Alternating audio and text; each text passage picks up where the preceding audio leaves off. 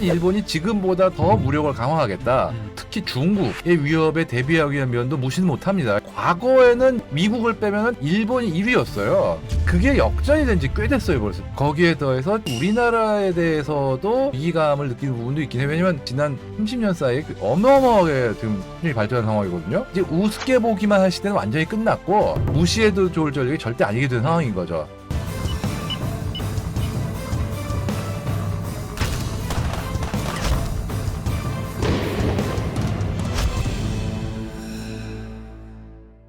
네, 오늘의 주제는 일본의 재무장, 그리고 한국과 중국, 일본의 방산 패권과 관련된 이야기를 나눠보도록 하겠습니다.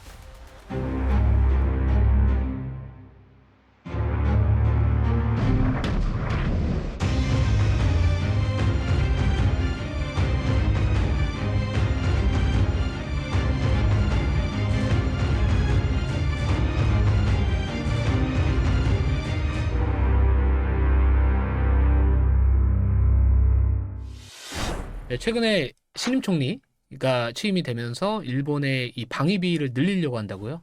지금 일본이 전 세계적으로 봤을 때 상당히 군사력이 확보된 국가 중 하나거든요.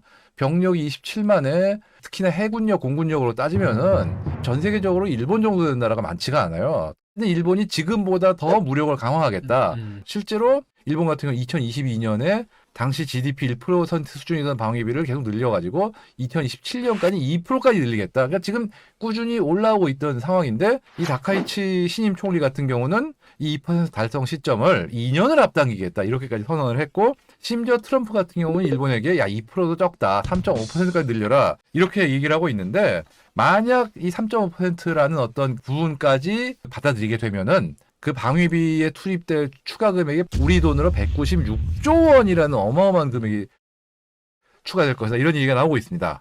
일본이 재무장한다라는 부분들을 보면은 군사적으로 어떤 무기를 뭐 발전시키거나 증액을 하겠다는 얘기인데 이 방위비를 늘리려고 하는 이유가 뭘까요? 특히 중국의 위협에 대비하기 위한 면도 무시는 못합니다. 현실적으로. 과거에는 아시아 태평양 지역에서 미국을 제외하면은 일본이 1위였어요.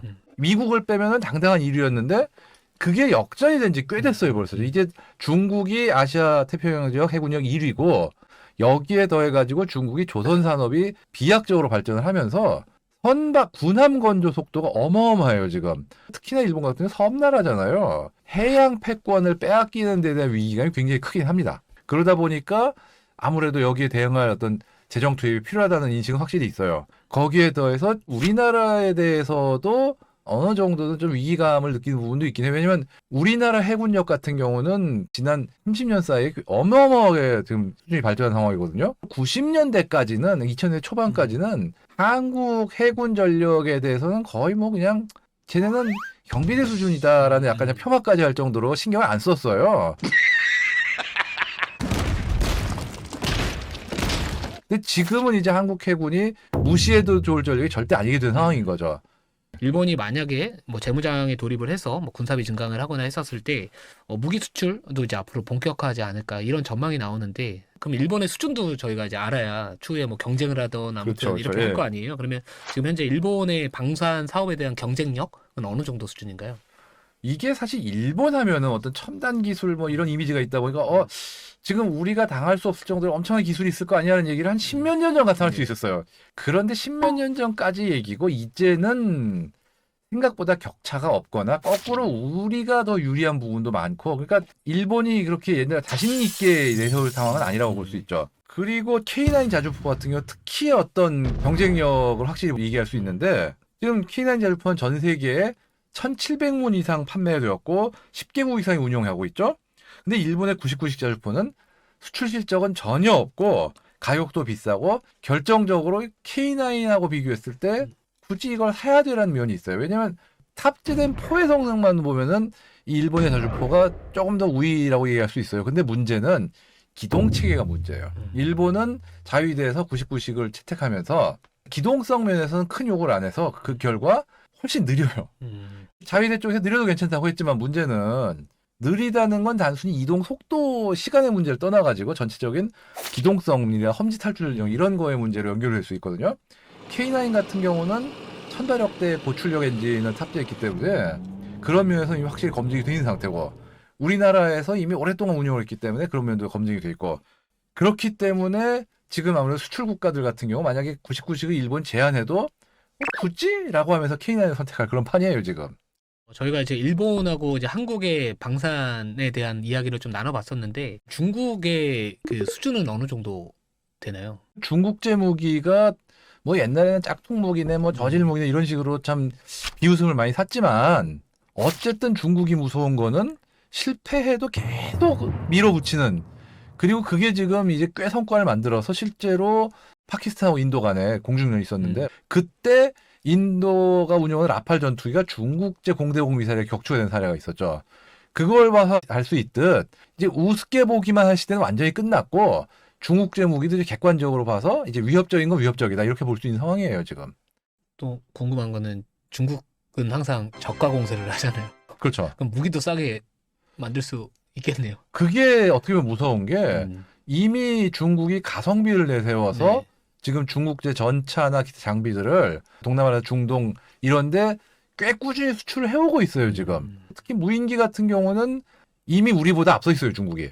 드론에서 알 수 있듯. 예. 그렇기 때문에 중국 무기의 수출이라는 게 지금도 꽤 무시 못할 성과를 내고 있고 앞으로 방산 시장에서 굉장히 우리의 경쟁자로서 위협적이 될 수 있다. 이렇게 볼 수 있다고 봅니다. 그러면 이게 결국 가성비로 많이 그렇죠. 밀어붙이는데 그 가성비가 더 좋은 중국이 들어온다면은 타격을 어느 정도는 타격을 입고 있는 부분도 있는 게 실제로 동남아 시장 같은 경우도 지금 태국 같은 경우도 중국이 없으면 우리가 들어올 여지가 있는 부분이 중국제 전차에 밀려나 버렸고 지금 군복이라든가 뭐 헬멧 뭐 이런 어떤 저가 방산 장비 같은 경우는 중국한테 완전히 밀려났어요. 옛날에는 우리나라가 군복이나 뭐 헬멧 이런 거 수출을 굉장히 많이 하는 나라였는데 지금 이 분야에서는 중국이 완전히 앞서 버렸고요. 이제 그 고가 첨단 장비도 지금 위태위태한 부분들이 조금씩 나오기 시작했다고 보면 돼요. 그러면 이제 아시아 이 방산 패권이 좀 앞으로 어떤 방향으로 흘러갈까요? 사실 한국하고 일본의 경쟁 이것도 있지만 결국은 중국이 제일 큰 변수예요, 지금.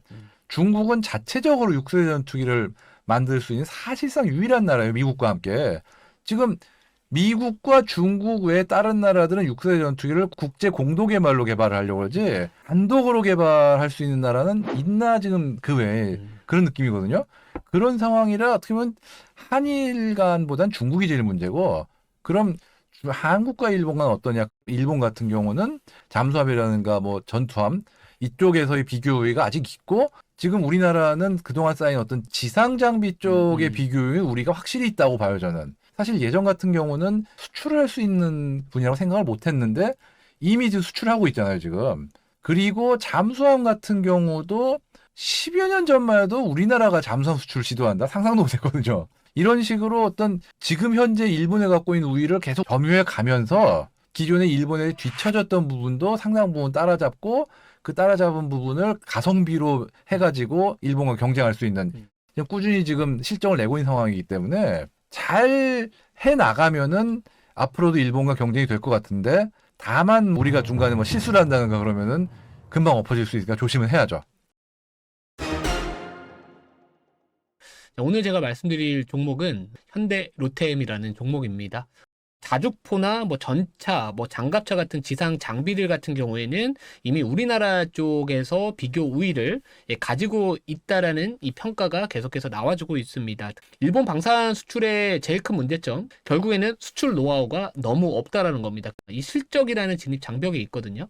자, 왜냐하면 일본 같은 경우에는 기술력은 좀 있어도 그동안에 이 수출을 했던 이력들이 없다 보니까 전반적인 어떤 노하우나 이런 부분들이 좀 떨어질 수 있다. 반면 뭐 현대로템 같은 경우에는 뭐 폴란드도 마찬가지로 이런 수출에 대한 이력 이런 부분들이 워낙 강점으로 부각받을 수 있다 보니까 일본과 비교했었을 때 비교 우위에 있을 수 있는 포인트다라고 보시면 좋을 것 같고 특히나 이제 이 현대로템 같은 경우에는 성공적인 턴키 공급이 수출했던 경험이 있습니다. 뭐 단순하게 무기 판매뿐만 아니라 뭐 현지 생산, 뭐 폴란드 K2 전차, 뭐 2차 계약, 뭐 이런 이야기들 나와줄 수 있고, 뭐 기술 이전이나 또는 뭐 금융 지원 이런 맞춤형 수출 전략을 또 성공적으로 구사를 했던 그런 경험들이 있기 때문에 좀 강점을 보일 수 있는 부분들 이런 것들이 있다라고 보시면 좋을 것 같고요. 현대로템 같은 경우에는 대규모의 이제 레퍼런스, 계약의 레퍼런스가 있다라는 부분들입니다. 뭐 실제로 10조 원 이상의 폴란드 K2 전차 수출 성공은 현대로템의 이 전차와 관련된 글로벌 신뢰성을 입증할 수 있는 하나의 이 강력한 레퍼런스가 될 수 있다라는 부분들이고요. 현대로템이라는 기업을 투자하시는 투자자분들 같은 경우에는 내년에 이 2026년도 수출 모멘텀을 한번 기대를 해봐야 되지 않을까 이렇게 봅니다. 특히나 이 이라크 같은 경우에는 중동형 K2 전차 이 모델 개발 완료와 함께 내년에 조금 더 진행 속도가 빨라질 것으로 예상이 된다라는 의견들도 좀 있고요. 특히나 뭐 개발 완료 시점 같은 경우에는 내년 한 1분기 정도로 전망이 되고 있는 상황입니다. 이제 2026년도 수출 모멘텀에 기대할 수 있는 여전히 수주 모멘텀이 살아있는 이 방산 기업이지 않을까 이렇게 보고 있습니다. 자, 오늘은 일본의 재무장 관련된 이야기뿐만 아니라 이 동북아시아 방산 패권과 관련된 이야기를 나눠봤습니다. 자, 저희는 다음 주 수요일에 더욱더 재미있는 방산 이야기를 가지고 찾아뵙도록 하겠습니다. 감사합니다. 2%까지 확실히 갈 거예요. 어떻게 수를 써서라도. 일본도 지금 재정 적자 장난 아닌데 지금 뭐 그 뒷감당 알아서 하겠지만.